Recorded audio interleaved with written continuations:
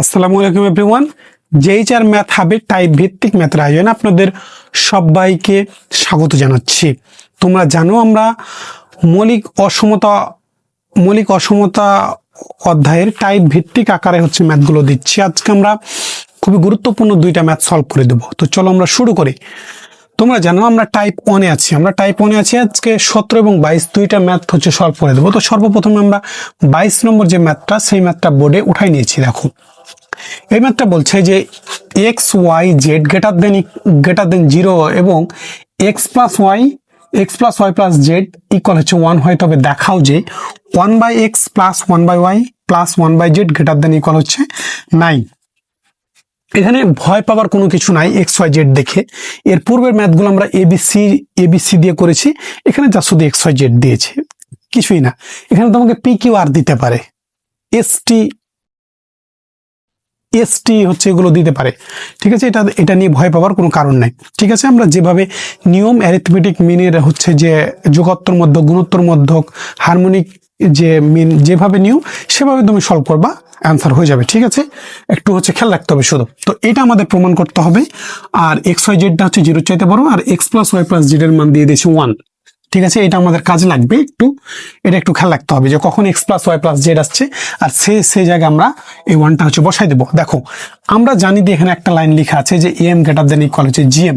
Type 1 এর প্রতিটা ম্যাথে আমরা এই লাইনটা লিখবো যে M greater than equal GM. এটা তো আমরা সূত্র জানি।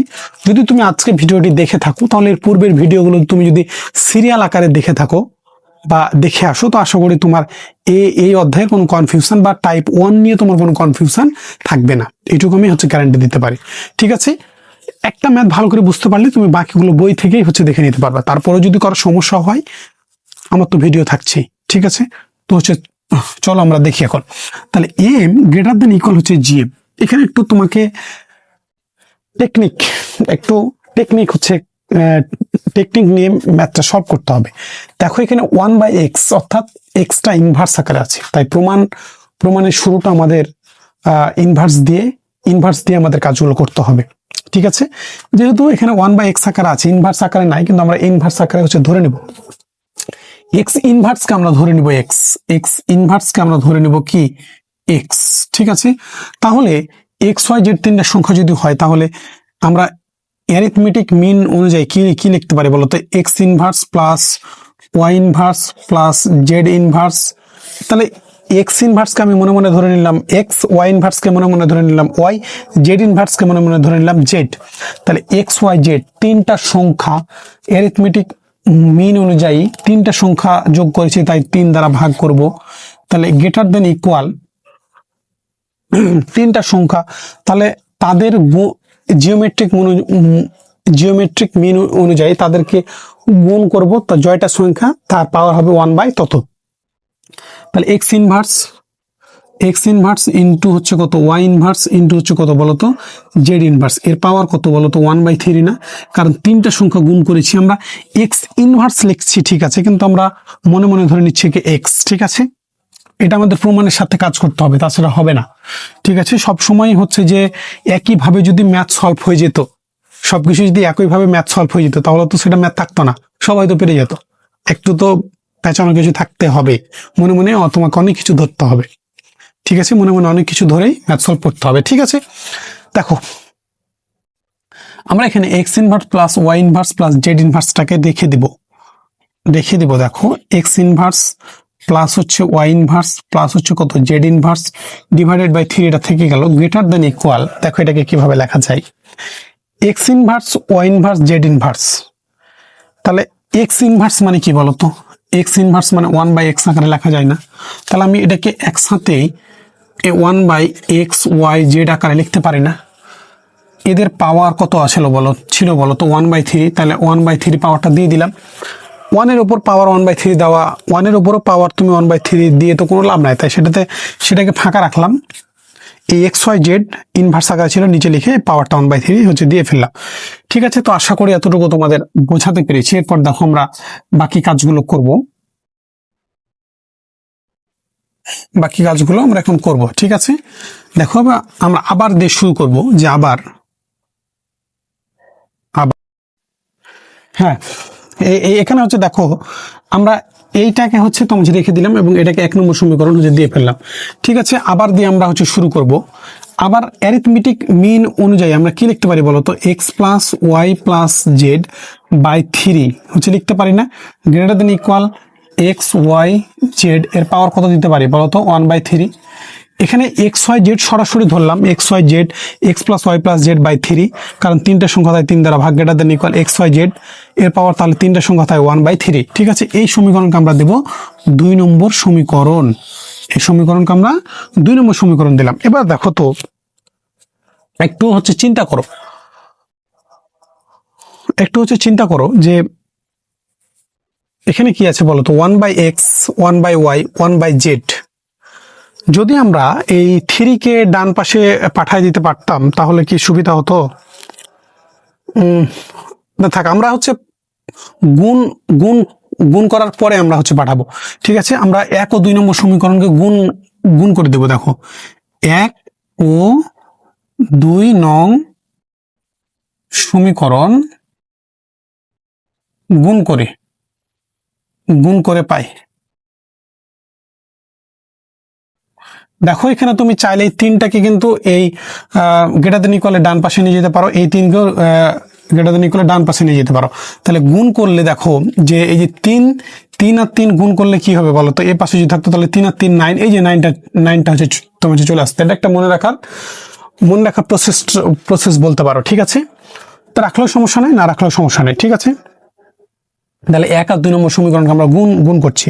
তাহলে আমাদের কি আসছে বলতো, এই 1 নম্বর সমীকরণের বাম দিকটা আমরা প্রথমে লিখবো এক্স ইনভার্স প্লাস হচ্ছে কত ওয়াই ইনভার্স প্লাস হচ্ছে কত জেড ইনভার্স বাই হচ্ছে কত 3 ইন্টু 2 নম্বর সমীকরণ কি আছে বলতো, X Y Z X plus Y plus হচ্ছে Z divided by 3 greater than equal কি আছে বলতো, এই 1 নম্বর সমীকরণের যে মানটা আছে সেটা আমরা হচ্ছে লিখে ফেলবো 1/xyz এর পাওয়ার কত বলতো, 1/3 ইন্টু কত 2 নম্বর সমীকরণের এই xyz এর পাওয়ার হচ্ছে কত বলতো, 1/3।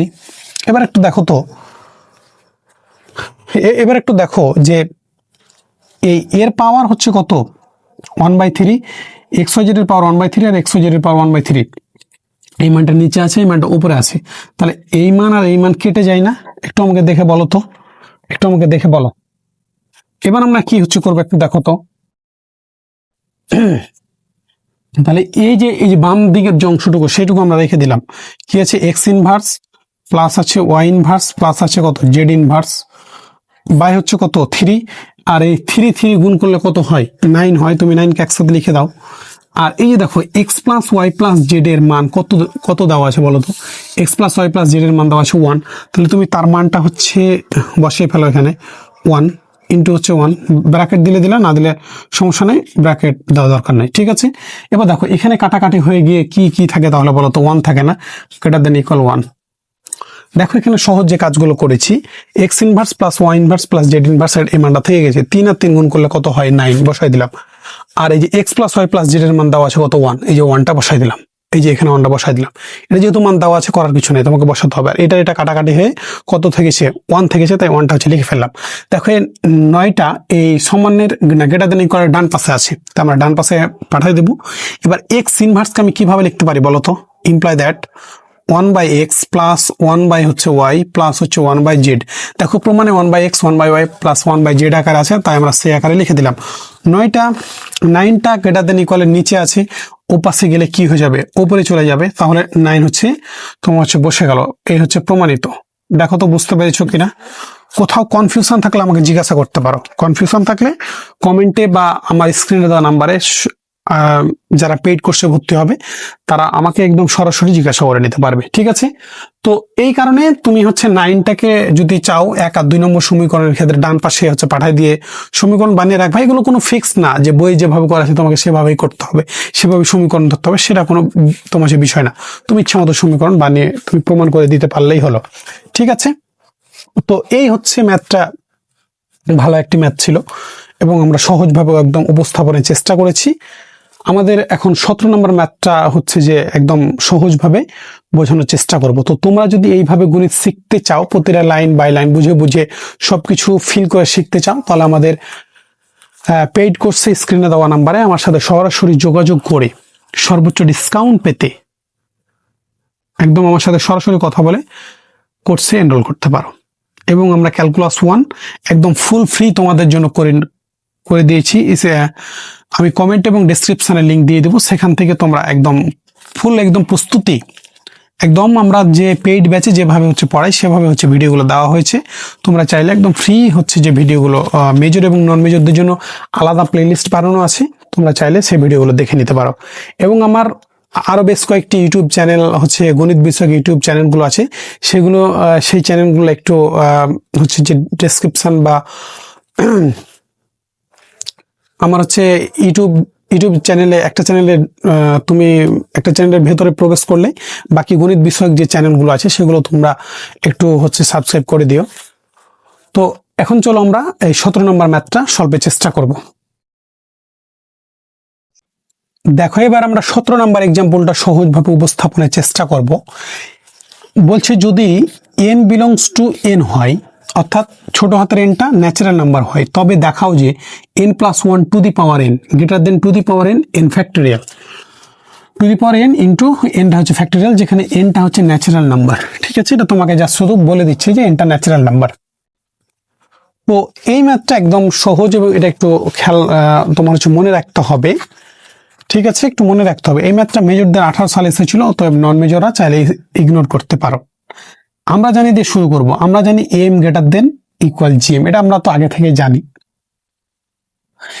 প্রমাণে যেহেতু ইকুয়াল চিহ্ন নাই, তাই আমরা এখানে ইকুয়াল চিহ্ন দিব না, আমরা ইকুয়াল চিহ্ন দিব না। ঠিক আছে, প্রমাণে যদি ইকুয়াল চিহ্ন থাকে তাহলে ইকুয়াল চিহ্ন দিব, আর যদি প্রমাণে ইকুয়াল চিহ্ন না থাকে তাহলে তোমার দেওয়ার প্রয়োজন নাই। তোমাকে প্রমাণের সাথে কাজ করতে হবে এবং প্রমাণটা দেখে কাজ করতে হবে। অতএব প্রমাণে যা থাকবে সেটা নিয়ে তুমি হচ্ছে কাজ করবা। ঠিক আছে, তো আমরা জানি এম গ্রেটার দেন হচ্ছে জিএম। দেখো এখানে আমরা জোর করে বা একটা সাজিয়ে কথা লিখেছি, কথাটা ভুল কিনা তোমাকে আগে দেখতে হবে। যদি সঠিক হয় তাহলে মেনে নিতে হবে, আর যদি ভুল হয় তাহলে তো ভুলই, আর সঠিক হলে মেনে নিতে হবে। দেখো আগে কথাটা যেটা লিখেছি সেটা ভুল কিনা। দেখো তো 1+2+3+n ডিভাইডেড বাই n, যদি দুইটা সংখ্যা বা যোগাত্তর মধ্যকের ক্ষেত্রে যদি দুইটা সংখ্যা হয় a+b/2 আমরা লিখি না, যতগুলো সংখ্যা তাদেরকে যোগ করি আর যত টি সংখ্যা তত টি সংখ্যা দ্বারা ভাগ করে। তাহলে এখানে দেখো তো n সংখ্যক সংখ্যা নেওয়া হয়েছে, তাহলে দুইটা সংখ্যা ছিল তাই 2 দ্বারা ভাগ করেছি অ্যারিথমেটিক মিন অনুযায়ী। এখন n সংখ্যক সংখ্যা আছে, তাহলে n সংখ্যক সংখ্যাকে যোগ করে দিয়েছি এবং n সংখ্যক টি সংখ্যা তাই n দ্বারা ভাগ করেছি। এবার জিওমেট্রিক মিনের ক্ষেত্রে সেটা কি হবে বলতো, ওই সংখ্যাটিকে গুণ, যতগুলো সংখ্যা নিব ততগুলো সংখ্যাকে গুণ করব এবং পাওয়ারটা হবে 1 বাই তত টি। তাহলে দেখো তো 1 2 3 n পর্যন্ত সংখ্যা, তাই n পর্যন্ত সংখ্যা গুণ করে দিয়েছি, পাওয়ার হচ্ছে 1/n, কারণ n সংখ্যক সংখ্যা। তাহলে কি হয় আমাদের বলতো, যদি দুইটা সংখ্যার ক্ষেত্রে জিওমেট্রিক মিনে কি হয় বলতো, এই দুইটা সংখ্যা তাই এ বি এর পাওয়ার 1/2, যদি তিনটা সংখ্যা হতো এ বি সি তাহলে 1/3 হতো। তাহলে n সংখ্যক সংখ্যা তাই 1/n। ঠিক আছে, এটা তোমাকে সাজিয়ে একটু লিখতে হবে, নিজে থেকে সাজিয়ে লিখতে হবে, তাছাড়া তুমি প্রমাণ করতে পারবে না। প্রমাণের অঙ্ক একটু তোমাকে মনে রাখতে হবে, এছাড়া উপায় নাই। এবার দেখো এইটা লেখার ফলে এই অংশটুকু আমাদের একটা সূত্রতে পড়ে গেছে। এই অংশটুকু একটা সূত্রতে পড়ে গেছে। কি সূত্র? সমান্তর ধারার সূত্র। সমান্তর ধারার সূত্র দেখো, এটা কোনো সকল সমান্তর ধারার সূত্র, এই 1+2+3 পর্যন্ত এটার সূত্রটা হচ্ছে n × n+1 ডিভাইডেড বাই 2। এটা হচ্ছে সমান্তর ধারার ক্ষেত্রে এই n সংখ্যক সংখ্যার যোগফলের যে সূত্রটা, বা স্বাভাবিক সংখ্যার যোগফলের যে হচ্ছে যে স্বাভাবিক সংখ্যার যোগফলের সূত্রটা, কিন্তু সকল সমান্তর ধারার এইটা সূত্র কিন্তু না। ঠিক আছে, তো এখানে দেখো যে n সংখ্যক সংখ্যা আছে, মনে করো যদি 4টা সংখ্যা তুমি যোগ করো 1+2+3+4, তাহলে এদের যোগফল টোটাল কত আসবে বলো তো?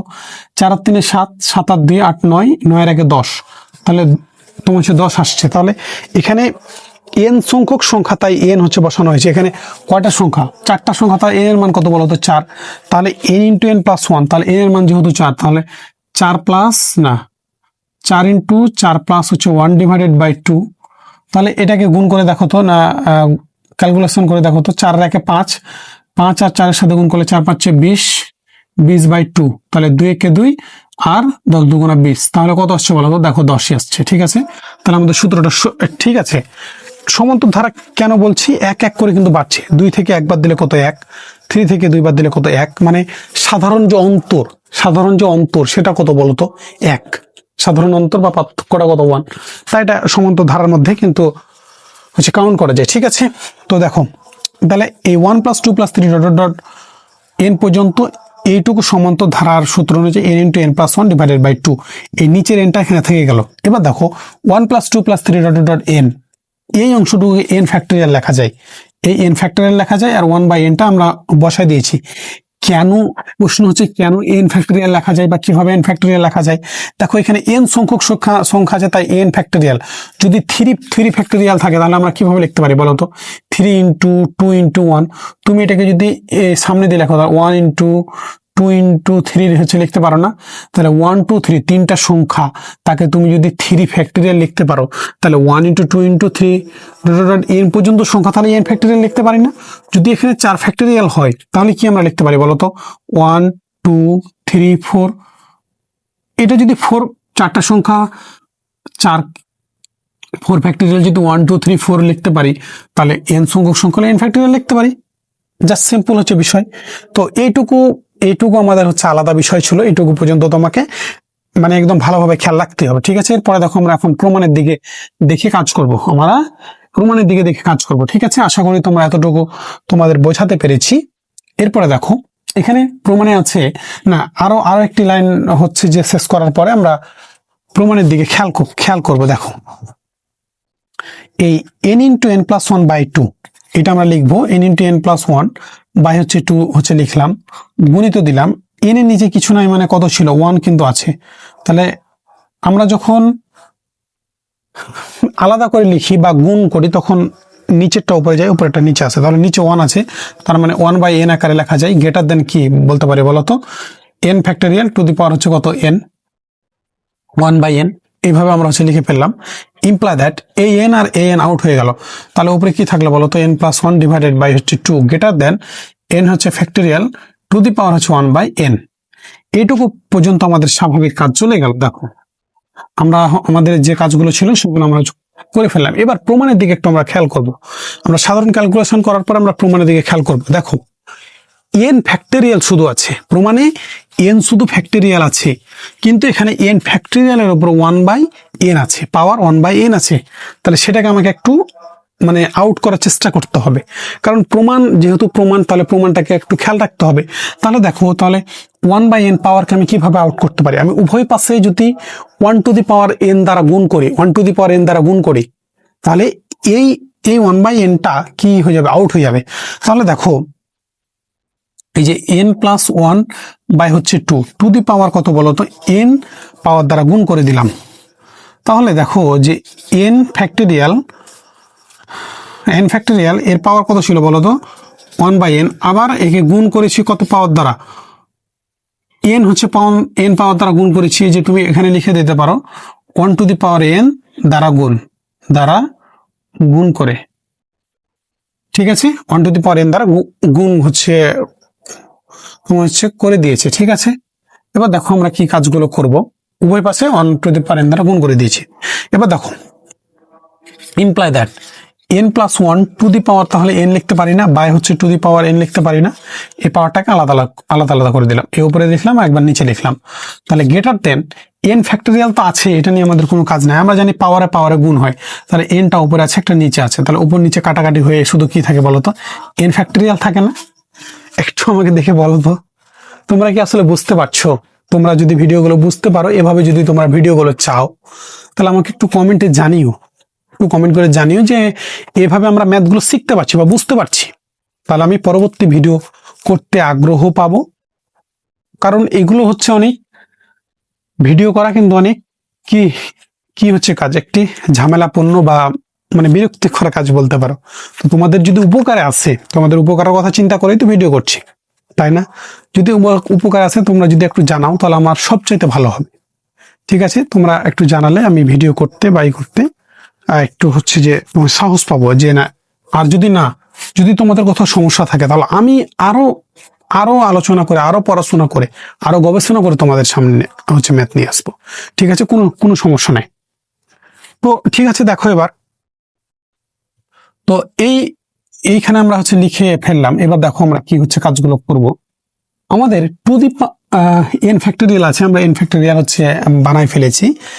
Imply that N plus one to the power, যদি আমি এন লিখি, গ্রেটার দেন এই টু টু দি পাওয়ার এনটা দেখো যে ডান দিকে আছে, তাহলে সেটাকে আমরা ডান দিকে পাঠাই দিই। এখানে নিচে ছিল, ডান দিকে গেলে কোথায় যাবে? উপরে চলে যাবে। To the power N into হচ্ছে এন ফ্যাক্টোরিয়াল। দেখো N plus one to the power N plus one to the power N greater than two to the power N factorial, greater than two to the power N factorial. তাহলে আমাদের প্রমাণিত।